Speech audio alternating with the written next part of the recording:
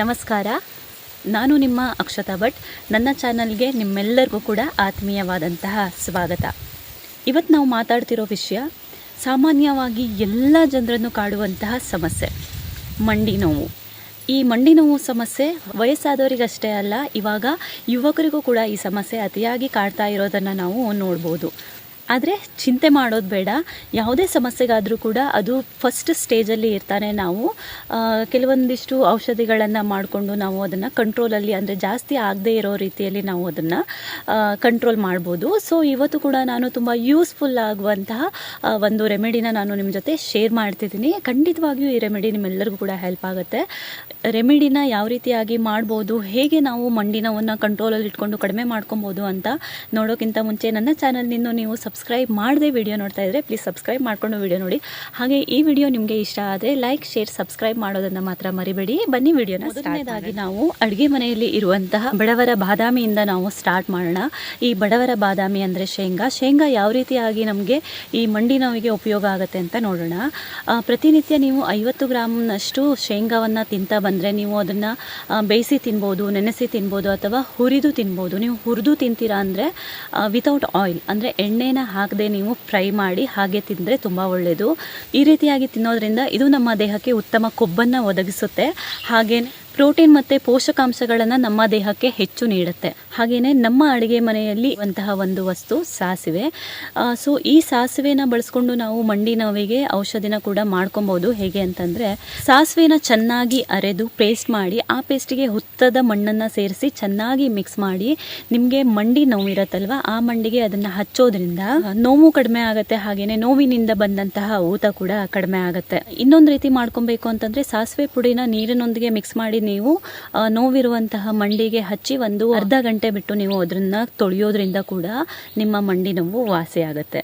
ಅದರ ಜೊತೆಗೆ ನಮ್ಮ ದಿನನಿತ್ಯದ ಆಹಾರ ಶೈಲಿ ಕೂಡ ತುಂಬ ಮುಖ್ಯ ಆಗುತ್ತೆ. ನಾವು ಸೇವಿಸುವಂತಹ ಆಹಾರದಲ್ಲಿ ಕ್ಯಾಲ್ಸಿಯಂ ಪ್ರಮಾಣ ಅಧಿಕವಾಗಿರಬೇಕು. ಹಾಲು, ತರಕಾರಿ, ಸೊಪ್ಪು, ಹಾಗೆಯೇ ನಟ್ಸ್ಗಳು, ಫ್ರೂಟ್ಸ್ಗಳು, ಹಣ್ಣುಗಳನ್ನು ನಾವು ಹೆಚ್ಚಾಗಿ ಸೇವಿಸೋದು ಕೂಡ ನಮ್ಮ ಆರೋಗ್ಯಕ್ಕೆ, ನಮ್ಮ ದೇಹದ ಆರೋಗ್ಯಕ್ಕೆ ತುಂಬ ಅವಶ್ಯಕ.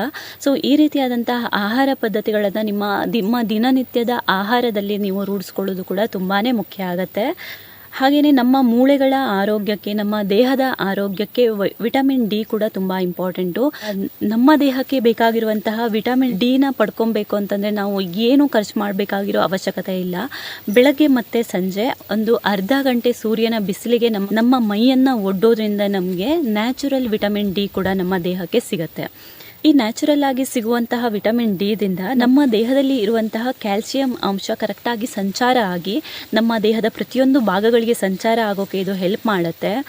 ಮಾಂಸ ಖಂಡಗಳನ್ನು ಕೂಡ ಅದು ಸದೃಢವಾಗಿ ಇಡಲು ಕೂಡ ಸಹಾಯ ಮಾಡುತ್ತೆ. ಇವಾಗ ಎಲ್ಲ ತುಂಬ ಕೆಲಸದ ಒತ್ತಡಗಳಲ್ಲಿ ಬಿಸಿಲಿಗೆ ಹೋಗೋದೇ ಕಡಿಮೆ ಆಗಿಬಿಟ್ಟಿದೆ ಜನರು.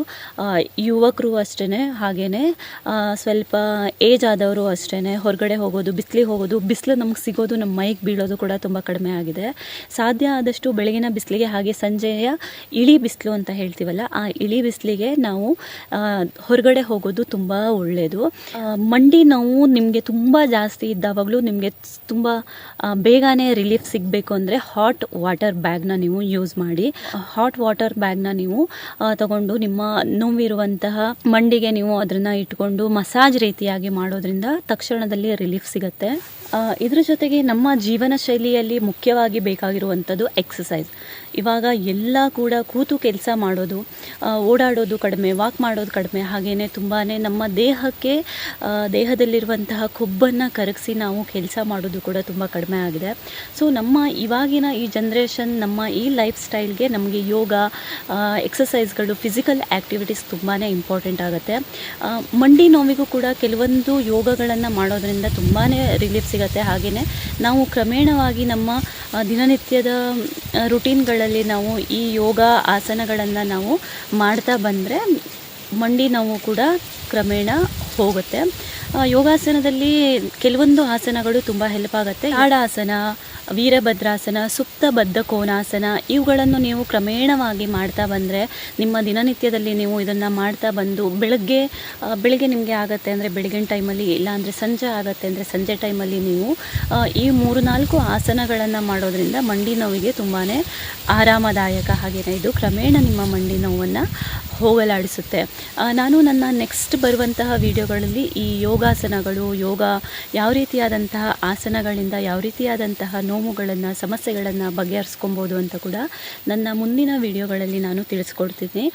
ಈ ಯೋಗಾಸನದ ಭಂಗಿಗಳನ್ನು ನಾನು ಇಲ್ಲಿ ಸ್ಕ್ರೀನ್ ಮೇಲೂ ಕೂಡ ನಿಮಗೆ ಹಾಕಿರ್ತೀನಿ. ತಾಡಾಸನ, ವೀರಭದ್ರಾಸನ ಹಾಗೆ ಸುಪ್ತಬದ್ಧ ಕೋನಾಸನ ಇವು 3 ತುಂಬಾ ಹೆಲ್ಪ್ ಆಗುತ್ತೆ ನಿಮ್ಮ ಮಂಡಿ ನೋವಿಗೆ. ಸೊ ನಾನು ಇದನ್ನು ಸ್ಕ್ರೀನ್ ಮೇಲೂ ಕೂಡ ಇಲ್ಲಿ ಹಾಕಿರ್ತೀನಿ, ಅದರ ಪಿಕ್ಚರನ್ನು ನೀವು ಟ್ರೈ ಮಾಡ್ಬೋದು. ಈ ರೀತಿಯಾಗಿ ಕೆಲವೊಂದನ್ನು ನಿಮ್ಮ ಜೀವನ ಶೈಲಿಯಲ್ಲಿ ಹಾಗೆಯೇ ನಿಮ್ಮ ಆಹಾರದಲ್ಲಿ ಹೋಮ್ ರೆಮಿಡಿಗಳನ್ನು ನೀವು ಟ್ರೈ ಮಾಡೋದ್ರಿಂದ ನಿಮಗೆ ಉತ್ತಮವಾದಂತಹ ರಿಸಲ್ಟ್ ಖಂಡಿತವಾಗ್ಲೂ ಸಿಗುತ್ತೆ. ಇದು ಬರೀ ಓಲ್ಡ್ ಪೀಪಲ್ಸ್, ಯಂಗ್ ಪೀಪಲ್ ಅಂತ ಏನೂ ಬರಲ್ಲ. ಇದು ಕಾಮನ್ ಪ್ರಾಬ್ಲಮ್ ಆಗಿಬಿಟ್ಟಿದೆ ಇವಾಗಿನ ಜನ್ರೇಷನಲ್ಲಿ. ನೀವು ಇದನ್ನೆಲ್ಲ ಟ್ರೈ ಮಾಡ್ಬೋದು. ಈ ಮಂಡಿ ನೋವಿಗೆ ನಾನು ಕೊಟ್ಟಿರುವಂತಹ ಟಿಪ್ಸ್ಗಳು ಹಾಗೇನೆ ಹೇಳ್ಕೊಟ್ಟಿರುವಂತಹ ಹೋಮ್ ರೆಮಿಡಿಗಳು ನಿಮಗೆ ಯೂಸ್ ಆಗುತ್ತೆ ಅಂತ ಅಂದ್ಕೊಂಡಿದ್ದೀನಿ. ಇದೇ ರೀತಿಯಾದಂತಹ ವಿಡಿಯೋಗಳಿಗೆ ನನ್ನ ಚಾನಲ್ನ ಸಬ್ಸ್ಕ್ರೈಬ್ ಮಾಡೋದನ್ನು ಮರಿಬೇಡಿ. ಈ ವಿಡಿಯೋ ಇಷ್ಟ ಆದರೆ ಒಂದು ಲೈಕ್ ಮಾಡಿ, ಯಾರಿಗೆಲ್ಲ ನೀಡಿದೆ ಅವರಿಗೆಲ್ಲ ಈ ವಿಡಿಯೋನ ಶೇರ್ ಮಾಡಿ, ಸಪೋರ್ಟ್ ಮಾಡಿ. ಇದೇ ರೀತಿಯಾದಂತಹ ವಿಡಿಯೋಗಳಲ್ಲಿ ಮತ್ತೆ ಸಿಗ್ತೀನಿ. ಅಲ್ಲಿ ತನಕ ಎಲ್ಲರೂ ಖುಷಿಯಾಗಿ ನಗ್ತಾ ಇರಿ. ನಮಸ್ಕಾರ.